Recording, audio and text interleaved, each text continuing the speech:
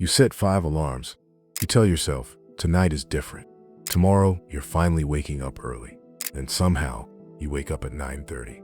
Again, here's something strange. That snooze button you keep hitting, the 9 minutes it gives you. That number wasn't chosen by scientists. Back in the 1950s, clockmakers just couldn't fit a 10-minute gear inside the machine, so they settled for 9.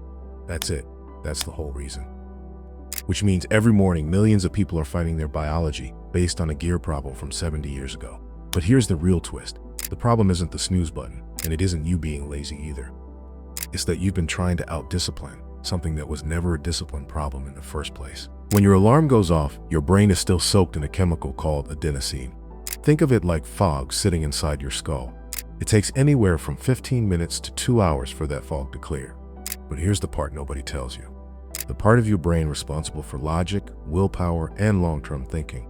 The prefrontal cortex is one of the last parts to switch back on. So when you wake up, the you that agreed to a 6 a.m. alarm last night isn't actually running the show yet. Instead, it's your emotional brain in charge. The part that only wants comfort right now. That's why hitting snooze feels so good. It's not weakness. It's a tired toddler being handed the keys while the responsible adult is still asleep at the desk. And there's something even stranger going on. Scientists once measured how sharp people's minds were the moment they woke up. Turns out, we're mentally slower in those first few minutes than someone who is legally drunk. So maybe stop trusting your 6 a.m. thoughts. They're not really yours yet. Here's something that will make a lot of failed mornings make sense. Inside your brain sits a cluster of neurons that acts like a conductor, quietly running your body's internal clock. And not everyone's clock is set the same. Some people are wired to peak early. Others are wired to peak late. Scientists think this goes back to our ancestors. If everyone in the tribe slept at different times, someone was always awake to keep watch. That difference never left us. It's written into your genes. Which means if you're a natural night owl, forcing yourself to wake at 5 a.m. isn't discipline. It's like forcing yourself to speak a language you were never taught. But here's the hopeful part. You're not stuck. Your clock can shift, just not overnight. You've probably heard successful people wake up at 5 a.m. So you assume if you can't, something's wrong with you. That's survivorship bias. Plenty of night owls forced into early mornings just end up foggy, irritable, and running on borrowed energy all day. You've also probably tried the set 10 alarms trick. That backfires too.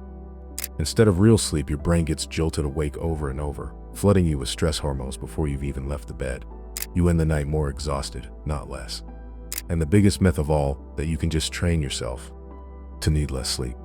Researchers tested this.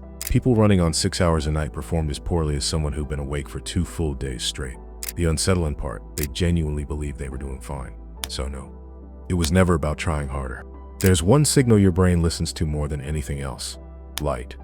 Inside your eyes are cells that do nothing but detect brightness and report straight to your internal clock. When they catch real sunlight in the morning, they tell your brain, it's daytime, start the countdown. About 14 hours later, that same signal tells your body it's time to wind down again. This is why a scientist once took a group of extreme night owls camping. No phones, no artificial light, nothing but sunrise and campfire. Within a single week, every one of them naturally synced to the sun. Nobody forced it. Their biology just responded to what it was finally given. So the plan isn't try harder. It's smaller and stranger than that. Pick one wake-up time and don't negotiate with it, even on weekends. Get outside within 30 minutes of waking, even just for a few minutes. If you want to shift earlier, move your alarm by 15 minutes every few days, not all at once. Your internal clock can only shift about an hour a day, no matter how badly you want to. And that coffee you reach for the second you're up?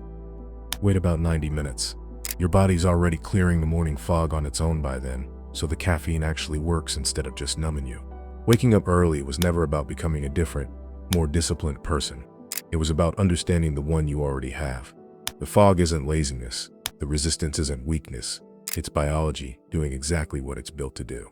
And once you stop fighting your brain and start working with it instead, those mornings that used to feel impossible start to feel like something you were never actually broken for.